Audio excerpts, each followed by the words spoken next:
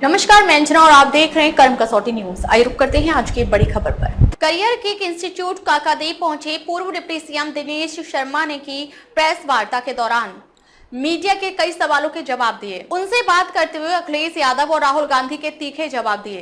पहलगाम हमले में मारे गए कानपुर के लाल शिवम द्विवेदी के आवास पर पूर्व डिप्टी सीएम व राज्यसभा सांसद दिनेश शर्मा ने पीड़ित परिवार से मुलाकात कर उन्हें सांत्वना दी एवं सरकार द्वारा प्रत्येक कदम पर साथ रहने का भरोसा जताया। औपचारिक मुलाकात के बाद मीडिया से मुखातिब होने के बाद बताया कि मोदी सरकार द्वारा आतंकवाद के विरोध में कड़े कदम उठाए जा रहे हैं, जिसके तहत दो युद्धों के बाद भी कभी जल समझौता नहीं तोड़ा गया था, परंतु पहलगाम हमले के बाद जल समझौते को निरस्त कर पाकिस्तान की कमर तोड़ने का काम मोदी सरकार ने किया। आगे बताया जो भी जरूरी सहायता होगी वो भाजपा सरकार पीड़ित परिवार की जाएगी। यह भी कहा कि पाकिस्तान को पानी के लिए तरसा कर प्यासा मारने का काम वर्तमान सरकार का आतंकवाद के प्रति उठाया गया सबसे कठिन कदम है। कानपुर के विभिन्न कार्यक्रमों में यहाँ आना हुआ है।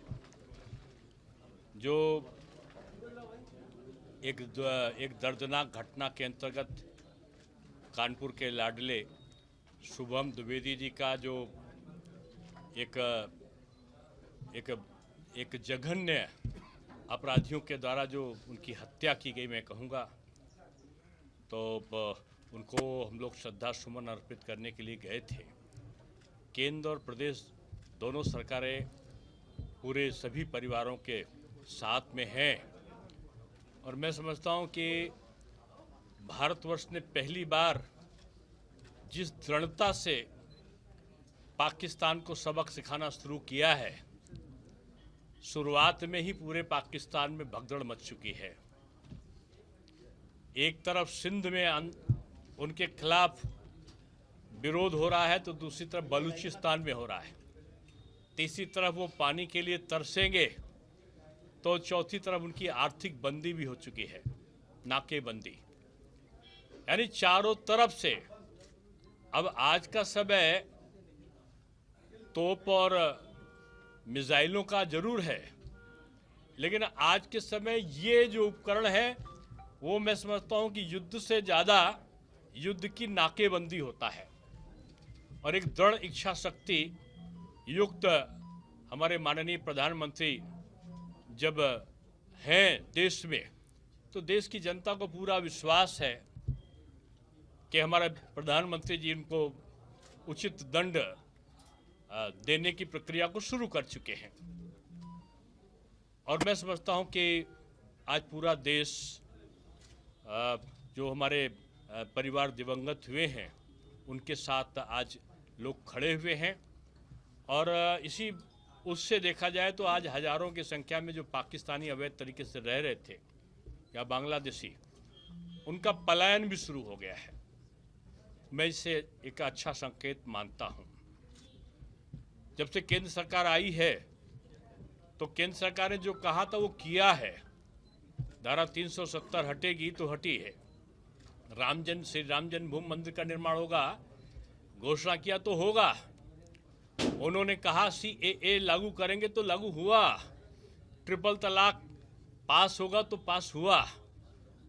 हमारे प्रधानमंत्री कहा करते थे कि वक्फ के जो इसमें घोटाले होते हैं या भ्रष्टाचार है वो समाप्त करेंगे और गरीब मुस्लिमों को राहत मिले और महिलाओं को अधिकार मिले, इसकी कोशिश करेंगे। वक्फ विधेयक भी पास हुआ है। और अगला लक्ष्य जिसको कहते हैं ना कि पहले से तय होते हैं, अब 1 नेशन 1 इलेक्शन का वातावरण भी बड़ी तेज़ी से तैयार हुआ है। और प्रधानमंत्री जी ने पहले कहा था कि हम गले लगाना भी जानते हैं और हम छेड़ते नहीं हैं। छेड़ता है कोई तो हम छोड़ते भी नहीं हैं। पाकिस्तान के अपराधियों ने छेड़ा है हिंदुस्तान के निरपराध निरीह एक आम शांतप्रिय नागरिकों को। छेड़ने का अब असर क्या होता है ये तो पाकिस्तान के आका अच्छी तरीके से जान रहे हैं। और मैं समझता हूं कि जो 1 नेशन 1 इलेक्शन का भी लक्ष्य है उसको बहुत जल्दी हमारी केंद्र सरकार पास करेगी और एक नया अध्याय शुरू होगा। कानपुर तेजी से बदल रहा है। जिस कानपुर के में घंटों से, मैं ये नहीं कहता हूँ कि अब जाम लगना बंद हो गए हैं, लेकिन 7-8 साल में कानपुर के चारों तरफ जिस प्रकार से कनेक्टिविटी बढ़ रही है, आज मेट्रो वाला कानपुर है, एक्सप्रेसवे वाला कानपुर है, एक बहुत सुंदर हवाई अड्डे वाला है जहाँ से उड़ानें भर रही हैं, एक खूबसूरत रेलवे स्टेशन वाला कानपुर हो गया है, और अब तो कानपुर और लखनऊ 25 मिनट में दूरी पूरी होगी। यानी लखनऊ और कानपुर बिल्कुल अब सगे जुड़वा भाई की तरीके से काम करने वाले हैं। तो मैं कह सकता हूं कि ये केवल योगी जी और मोदी जी के सतत प्रयत्नों की परिणाम है, और यहाँ के हमारे जनप्रतिनिधि जिस प्रकार से जनसेवा में जुड़े हैं, जनता का विश्वास जिन्होंने हासिल किया है, चाहे हमारे सांसद हों, चाहे हमारी महापौर हों, और चाहे हमारे तेजस्वी विधायकगण हों, संगठन के नेतृत्व के अंतर्गत सब काम करके, और आज प्रधानमंत्री की और मुख्यमंत्री की योजनाओं का लाभ, चाहे वो आयुष्मान कार्ड का हो, चाहे सम्मान निधि का हो, राशन का हो, या आवास का हो, या कोई और चीज़ का हो, वो सीधे जनता को बगैर जाति के, बगैर संप्रदाय के भेदभाव के वो उसको पूरा कर रहे हैं। तो मैं यही कहूँगा कि कानपुर हमारी आर्थिक समृद्धि की, उत्तर प्रदेश की राजधानी है, और ये आर्थिक समृद्धि का भी और अंग्रेज़ों को दांत खट्टे कराने वाले क्रांतिकारियों की भी भूमि रही है। माँ गंगा के आंचल में बसा है कानपुर, और ये उत्तर प्रदेश के निवासियों के हृदय की धड़कन है। इसलिए कानपुर का जो योगदान है वो कोई भूल नहीं सकता। यहाँ के बेटे का, मैं कहूँगा, एक तरीके का बलिदान हुआ है शुभम का, और उससे पूरा देश जागृत हुआ है, और आज देश सब एकजुट हुआ है उनको अपनी श्रद्धांजलि देने के लिए। मृतक के परिजन जो है वो लगातार सही मैं अभी बात किया है, और मैं परिजनों से मिला भी हूँ, माननीय मुख्यमंत्री जी स्वयं मिलकर गए हैं, और जाहिर सी बात है केंद्र सरकार और प्रदेश सरकार उनके साथ है। जो भी चीज़ नियमों के अंतर्गत आ सकती होगी वो सरकार उनके साथ ही है, तो उसमें कोई प्रश्न नहीं आता। अखिलेश जी 10 करोड़ रुपए परिजनों को सांत्वना देने की बात कर रहे हैं श्रद्धांजलि के लिए, तो सरकार से लगातार इस बात को पहले तो एक प्रश्न पूछना चाहिए था कि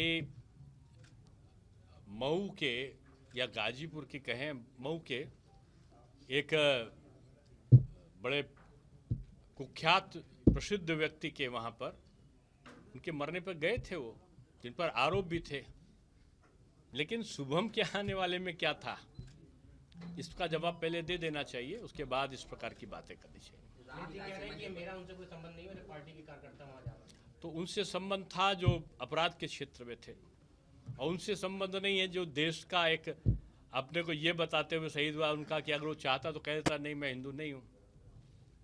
सांसद रामजीलाल सुमन पर जो हमला, नहीं, देखो, हमला की कहीं कोई तारीफ नहीं कर सकता, नहीं कर सकता। देखिए, किसी को कानून में को हाथ पे नहीं लेना होता है, और लेकिन लोगों को भी भड़काऊ बयानों से बचना चाहिए, लेकिन हिंसा का स्थान किसी को भी नहीं, हिंसा को अपने हाथ में या कानून को अपने हाथ में नहीं लेना चाहिए, ऐसा आग्रह सबसे रहता है। आप कह रहे थे कानपुर बदल रहा है, एनटीसी पीआईसी की मिलों की पूरी जमीनें पड़ी हैं, लाल इमली को चलाने के लिए सरकार बार बार कह रही है, 10 साल हो गए आज तक कुछ नहीं हुआ। कुछ होने वाला होगा तभी से आपसे प्रश्न कराया गया होगा, जो भी कहा है सरकार ने वो होगा। परसों राहुल गांधी जी आ रहे, क्या लगता है सर यूपी के दो लड़कों की जोड़ी टूट रही है? अखिलेश ने राहुल गांधी जी अयोध्या के पास जाते हैं, लेकिन राम मंदिर नहीं जाते हैं। बनारस जाते हैं, बाबा विश्वनाथ के वहाँ नहीं जाते हैं। मथुरा जाते हैं, श्री कृष्ण जन्मभूमि नहीं जाते हैं। उनके आदरणीय पूज्य राहुल जी के लिए पूज्य उनके जीजा श्री कहते हैं कि बीजेपी ने उत्पीड़न किया था इसलिए लोग मार दिए गए। तो ऐसे अपरिपक्व बयान देने वालों के बारे में मैं बयान क्या दूंगा? सरकार को मुंह जहाँ जाएं अच्छा है, वो स्वस्थ रहे, क्योंकि अच्छा सा परिवार का उनको पारिवारिक सुख मिले, क्योंकि राजनीति में तो उनका ट्रायल कई बार हो चुका है। सरकार, अखिलेश का कहना है कि सरकार से हम डरने वाले नहीं, हम लोगों ने पूरी तैयारी कर ली है और इस बार सरकार डराती कहाँ है? सरकार तो प्यार करती है सबको। किसने कहा कि डर जाओ? कोई को डरने की जरूरत नहीं। सरकार ऐसी है जिसमें किसी को डर की जरूरत नहीं, प्यार और मोहब्बत की जरूरत है, सरकार दे रही है। अब तक के लिए बस इतना ही, फिर मिलते हैं एक ऐसे ही बड़ी खबर के साथ। तब तक के लिए नमस्कार और देखते रहिए कर्म कसौटी।